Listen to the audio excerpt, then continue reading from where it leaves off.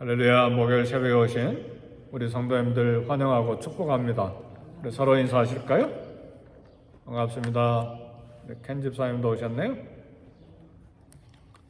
반갑습니다. 우리 여성들은 놀랄 때 어떻게 소리 지릅니까? 어머나 그럽니까? 사나운 개가 막 쫓아오면 어떻게 합니까?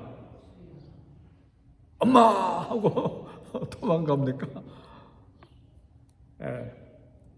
사람이 놀라면 소리 지르게 돼 있습니다. 오늘 시편 86편 1절에서 7절까지 봉독하는 가운데 부르짖는다는 말이 두 번이나 나옵니다. 다윗이 점잖은 것 같은데 다윗의 평생의 삶은 하나님 앞에 부르짖는 삶이었습니다. 왜냐하면 10여 년 동안 왕이 자기를 죽이려고 쫓아다녔기 때문에 다윗이 여자였다면 어머나 하면서 도망다녔을 거예요. 사나운 개처럼 사울 왕이 자기를 죽이려고 10년이 넘도록 막 따라다니니 얼마나 고통스러웠겠어요. 그렇죠? 집에 강도가 한 사람, 도둑이 한 사람 들어도 그 집에 살기가 싫을 정도인데 3,000명 군인을 데리고 쫓아다니니 얼마나 두렵습니까? 아마 이때 살이 다 빠졌을 거예요. 근데 다윗이 이길 수 있는 방법은 부르짖는 것이었습니다. 왕이 된 후에도 고난이 얼마나 많았는지 몰라요.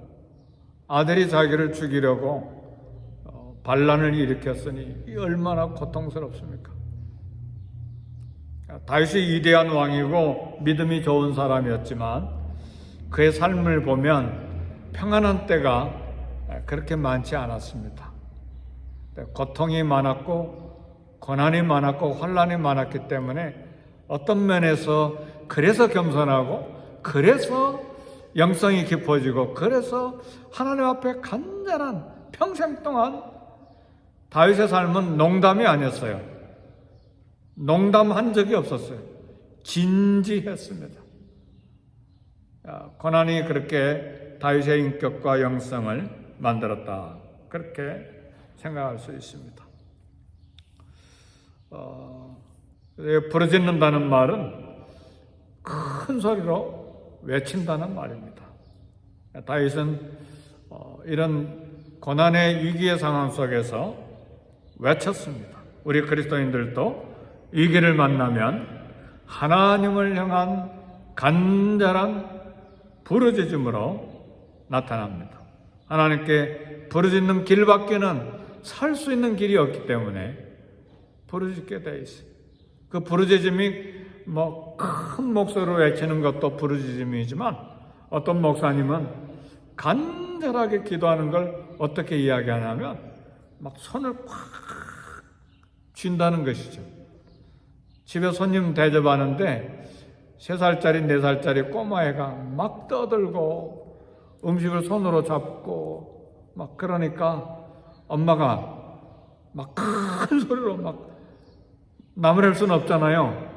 손님이 와 있으니까 어떻게 하냐면 애 보고 손을 꽉 쥐면서 이게 간절하게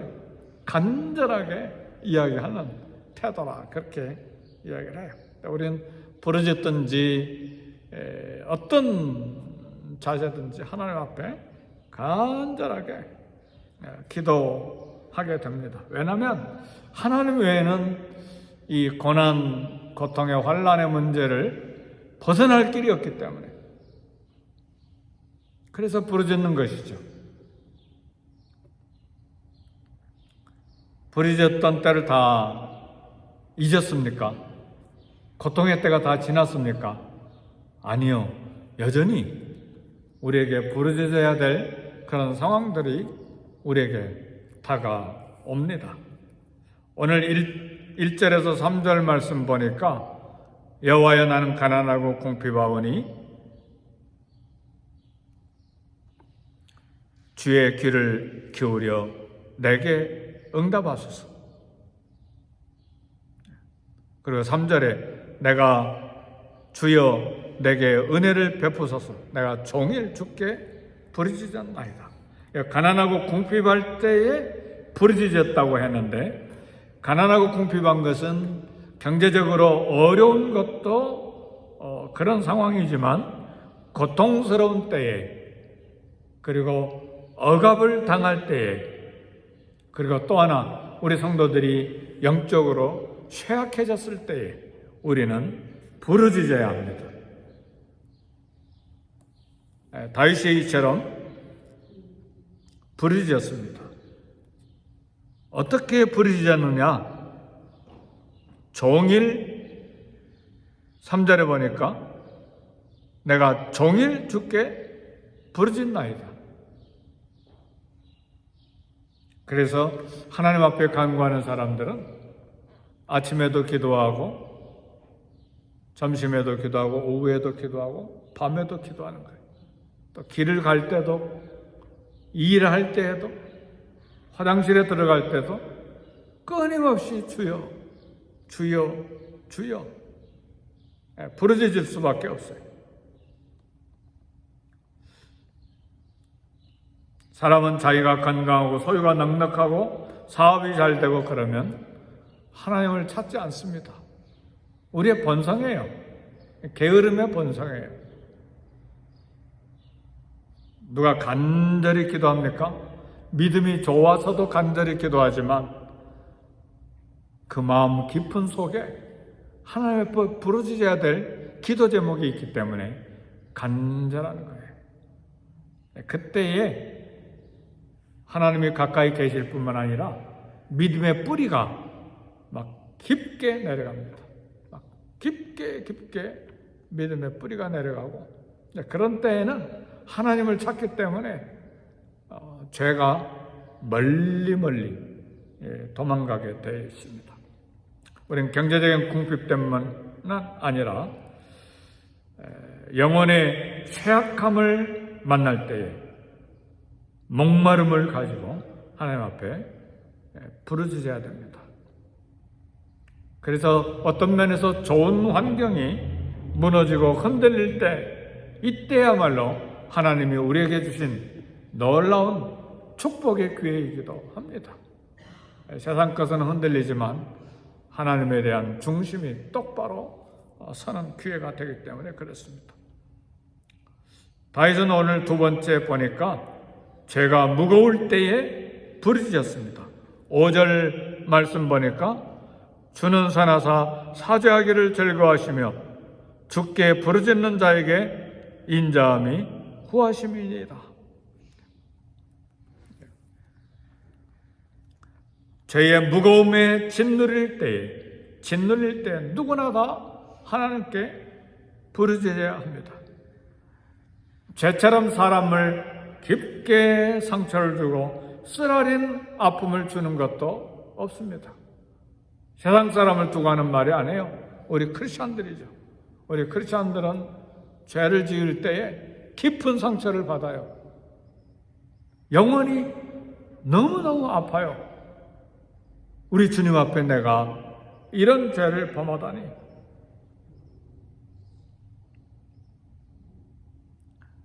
세상에 많은 사람들이 양심이 무디어져서 죄에 대한 상처, 아픔을 무시해버리죠.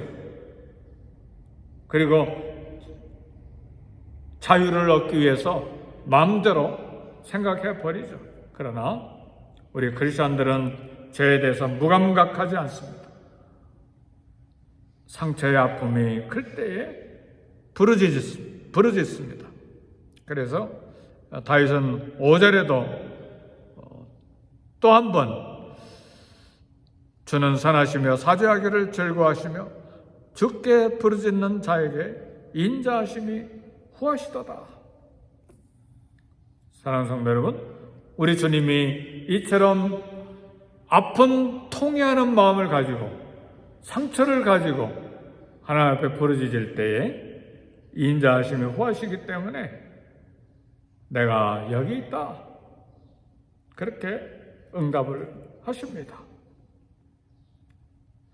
우리 그리스도인들은 통회하는 마음을 가지고 그런 통회하는 마음을 멸시하지 않는 하나님 앞에 간절히 부르짖어야 합니다.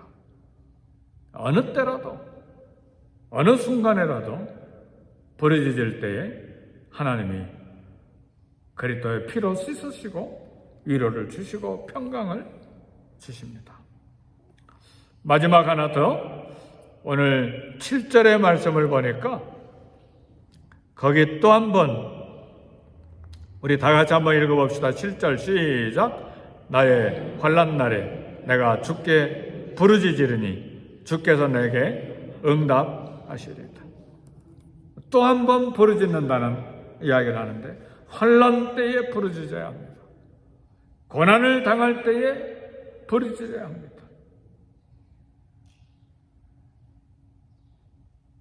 고통의 환경이 주어질 때 부르짖어야 합니다. 우리 주님은 말씀하셨습니다. 무엇이든지 기도하고 구하는 것은 받은 줄로 믿으라. 그리하면 너희에게 그대로 되리라. 환난 때에 기도할 제목 가지고 부르짖어야 합니다. 오늘 우리는 부르짖 때 우리 자신을 위해서도 부르짖고, 기도 제목을 위해서도 부르짖고, 교회를 위해서도 부르짖어야 합니다. 성도들을 위해서도 부르짖어야 됩니다. 환난 날에 부르짖어야 합니다. 시편 50편 15절에도 환난 날에 나를 부르라. 내가 너를 건지리니 내가 나를 영화롭게 하리라. 환난 날에 부르짖으라고 하나님은 우리에게 요청합니다. 환난을 만나면 정신 차리기가 어렵죠. 이것이 우리의 연약함입니다. 누구나 다 환난을 만나면 혼란스럽게 마련해요. 그러나 우리는 이런 때일수록 더욱 소리 높여 하나님께 부르짖어야 합니다. 기도하기를 원하십니까? 집에서 부르짖기가 옆집이 있기 때문에 좀 곤란합니까? 교회로 오시면 되죠. 아침에 오셔도 되고, 오후에 오셔도 되고, 저녁 때 오셔도 되고. 히스기야는 죽을 병에 걸렸을 때 왕이지만 벽을 향해서 통곡하고 울었습니다. 오늘 혹시 기도하기를 원하시는 분은 옆자리로 이동해가지고 벽을 향해서 한번 기도해 보세요. 벽을 향해서 기도하는 건 이제 더 이상 소망이 없기 때문에 오로지 하나님만을 향해서 기도하는 것을 말해요. 통곡하고 기도했어요. 하나님께서 생명을 15년을 더 연장시켜 주셨습니다. 자녀도 없었거든요. 그리고 주변의 강대국은 계속 유다를 공격하려고 하고, 왕을 대신할 왕자는 아들은 없고, 병은 들었고, 죽어야 되니 어떡합니까? 벽을 향해서 통곡하고 울었습니다. 그리고 주변에 강대국은 물러가고 병은 낫고, 그리고 얼마 후에 자녀를 생산했습니다. 통곡하고 부르짖은 결과입니다. 사랑하는 성도 여러분, 이런 환난들이 있을 때에 걱정만 하고 한숨만 푹푹 쉬지 말고 주여 하고 부르짖어야 합니다. 믿음의 사람이 부르짖게 돼 있어요. 우리 주님께서도, 우리 예수님께서도 아직 육체 가운데 있을 때에 능히 구원하실 이에게 심한 통곡과 눈물로 간구의 소원을 올리셨고 들으심을 얻으셨다. 오늘은 웬일이에요? 우리 청년들이 부서에서 3분씩이나 오셨어요. 사랑하는 성도 여러분, 우리 주님 하나님의 아들 점잖으신 분이잖아요. 그런데 히브리서 5장 7절 보니까 우리 예수님께서도 죽음에서 능히 구원하실 이에게 심한 통곡과 눈물로 간구의 소원을 올리셔서 들으심을 얻으셨다고 그랬어요. 우리 예수님조차도 그 죽음을 앞에 놓고 통곡하셨다 그 말. 얼마나 고통스러우셨습니까? 점잖하게 기도할 생각하지 마세요. 부르짖을 때는 부르짖고, 그렇죠? 아멘입니까? 그것도 조용하게 묵상하면서 고요하게 묵상기도할 때는 묵상기도하고 부르짖을 때는 부르짖고 그래야지.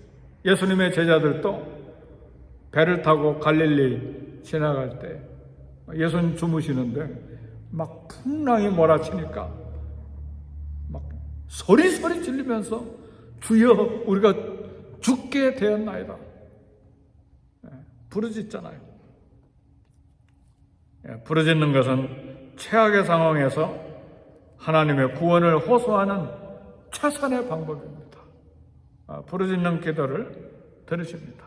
왜냐하면 사람에게서는 구원을 얻을 수가 없기 때문에 하나님만이 유일한 해결 방법을 가지고 계시기 때문에, 유일한 능력이기 때문에 우리는 부르짖는 것입니다. 부르짖는 자에게 오늘 본문에 보니까 하나님은 인자하심이 후하시다, 넉넉하시다 그 말입니다. 내가 여기 있다. 우리가 부르짖을 때 하나님 내가 여기 있다.